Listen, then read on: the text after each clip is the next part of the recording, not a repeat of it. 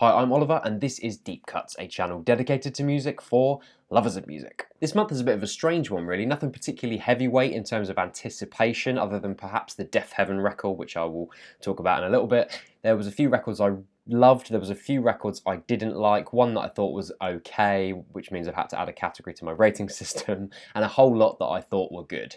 So yeah, let's just start. I don't like the internet. Hivemind. The Internet are an LA soul R&B collective who were formed by Matt Martians and Sid Bennett, who were originally in Odd Future. I've never much enjoyed a release from the Internet, although I cannot deny their ear for a well-constructed funk and soul sound. To me, it feels as if their initial ideas are never really followed through to an interesting enough execution. The funny thing about Hivemind is that it should be right up my street. Vignettes of neo-soul, warm instrumentals, those twinkling keyboards that cushion the track come together. But it's the vignette phrases that betray my opinion of this record, I suppose. It feels as if there's lots of nice little ideas in Hivemind, but that's all they are. They're little ideas, little nuggets of nice sounds that are never really followed through to anything much more interesting.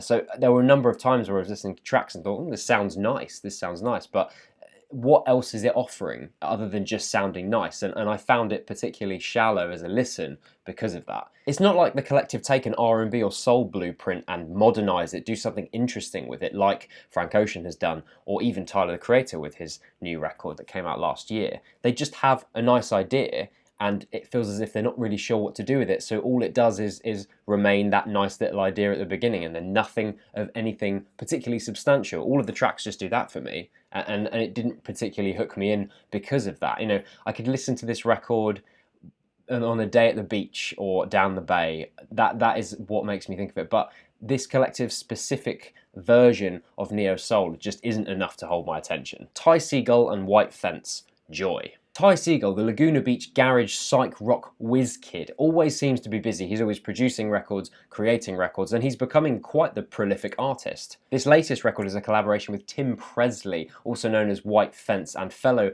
garage rock botherer. My issue with Joy is that it fails to do anything interesting with that lo-fi garage rock sound, that anachronistic throwback sort of sound. A bit like my issue with the Internet, really. These two records have the same problem for me in that they have an aesthetic and they don't really do anything interesting with that aesthetic. So, for example, Emotional Mugger, which I think is Ty's best record to date, the aesthetic and style of the music comes secondary to the genuinely compelling songwriting, and that's an album which flies by about 38 minutes, and every single minute of it is compelling. Joy's 30-minute running time felt double that because of all the interesting ways that you can apply garage rock ideas. It seems as if Seagall and Presley have forgotten that. There are still some enjoyable tracks, the jangly body behaviour, for example, that's the first one that springs to mind, but in general it just feels as if it's a collection of tracks that were done in the studio that probably could have just not done with being released.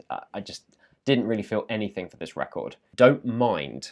Mum Jeans, Puppy Love. So this is the one I had to add a new subheading for. I guess it doesn't really matter because I'm sure there'll be other records that make me feel this meh in the coming months and years. So yeah, now we have 4 categories. Mum Jeans are an emo sort of band from Berkeley, California. They remind me of a more sterile Jeff Rosenstock. It's the kind of tracks that are fun.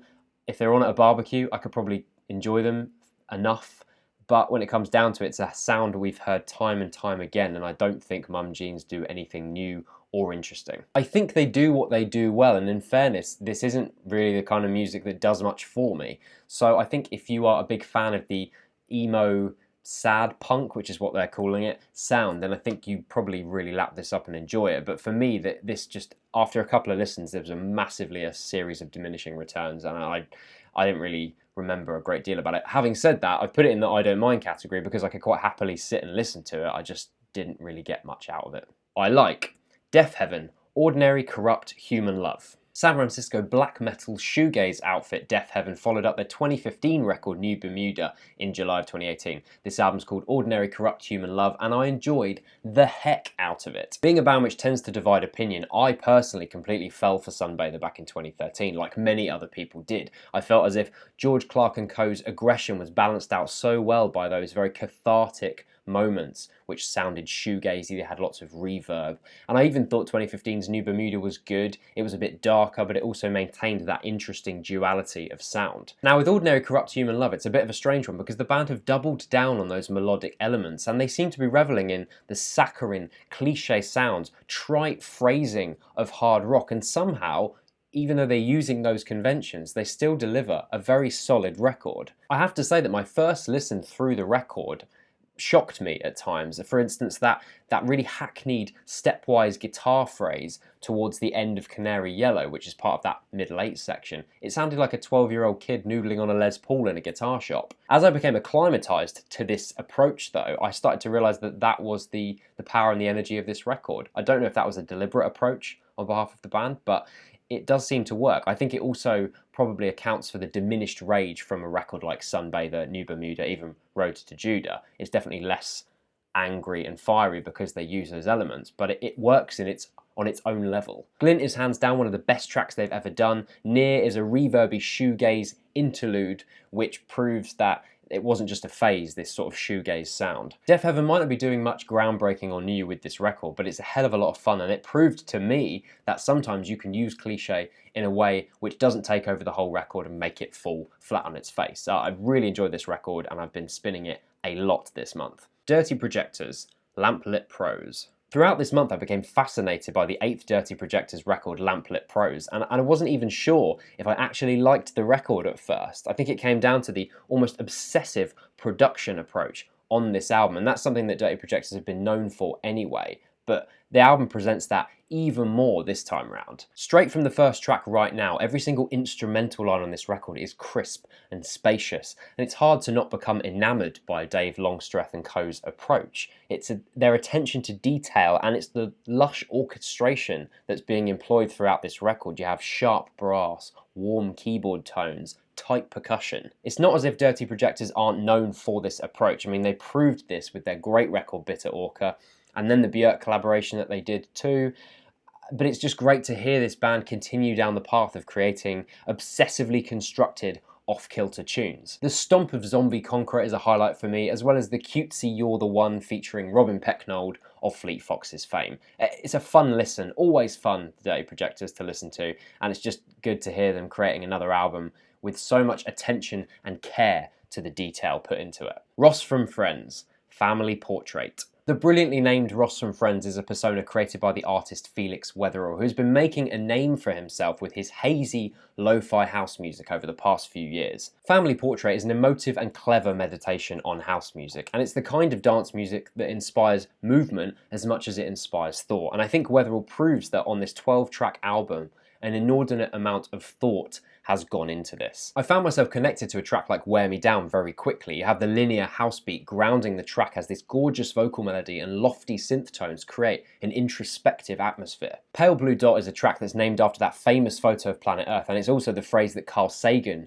used to describe our planet. It's a title that really brilliantly fits the sound of the music. The bright synth sequences bounce off one another, whether like atoms or like pieces of debris and asteroids in space, and it creates a track that's both ephemeral and timeless, if you will allow that raging contradiction. Around this time last year, my electronic record of the summer was Comtruse's Iteration, an album that I enjoyed, but I felt stuck a little bit too close to convention to really stay in my rotation.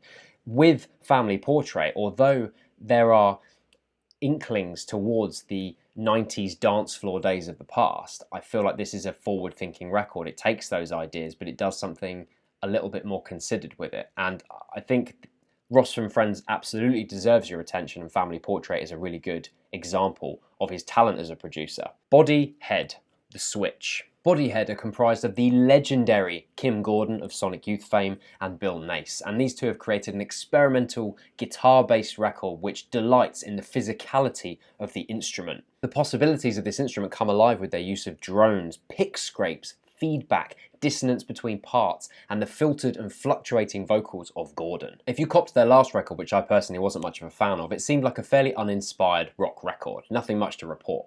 But with The Switch, it's great to hear two artists that seem genuinely in love with their own creation process. That's exactly the feeling that I get when I listen to this album. I would recommend a dark room and headphones for the first listen of this record. Let Gordon and Nace's textures flow through your subconscious. Sometimes they soothe and sometimes they fray. The slow peak and trough of the dark room demonstrates the power of this record, or the beautiful shimmering guitars and spectral vocals on the track Change My Brain. Great stuff. Please make more of this, Kim. I love Children of Zeus, Travel Light.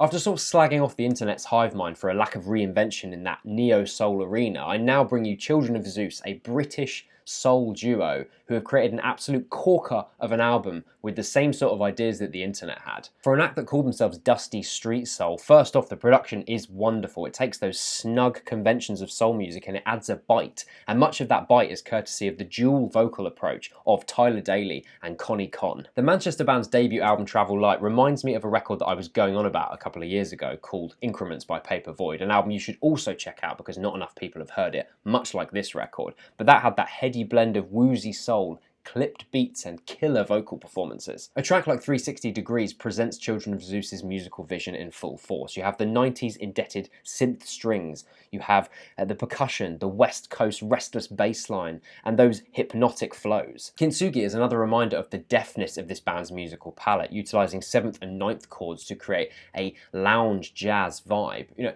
This month, honestly, there's little as intoxicating as hearing Connie Conn's quick Mancunian flow underneath these soporific jazz chords. Album of the month for me, I think, a triumph, and an album that I really hope lots of you will check out and listen because it's something special. Let's Eat Grandma.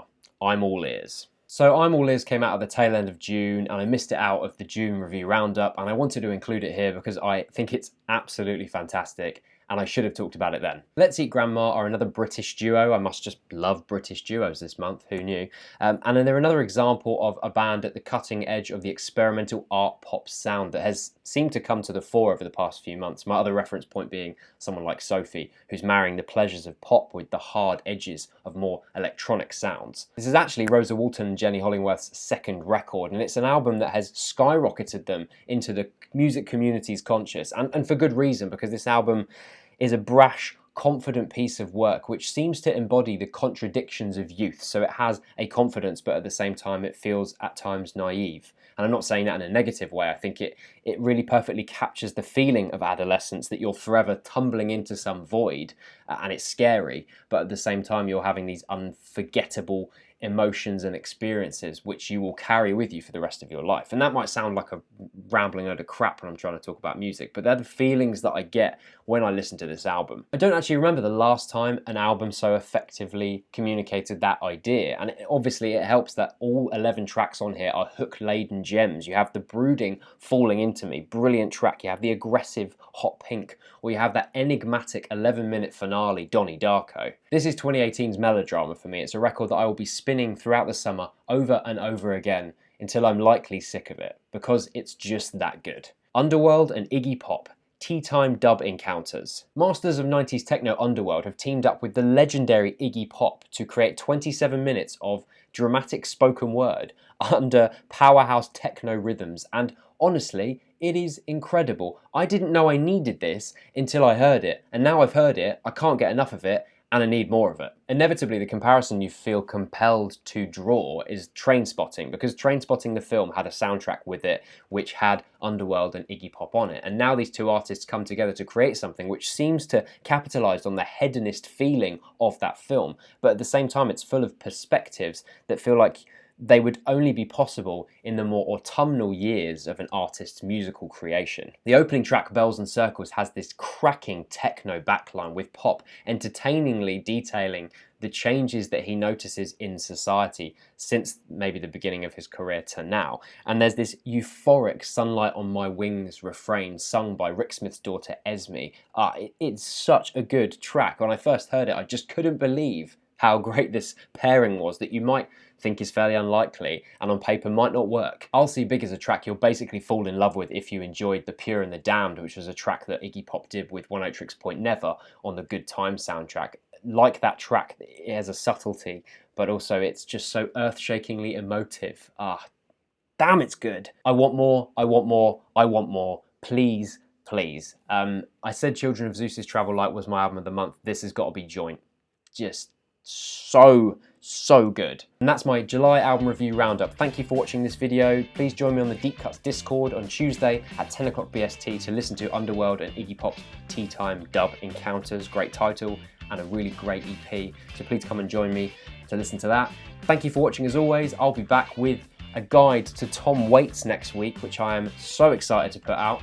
Thank you for watching as always. Thank you to my patrons. See you next week.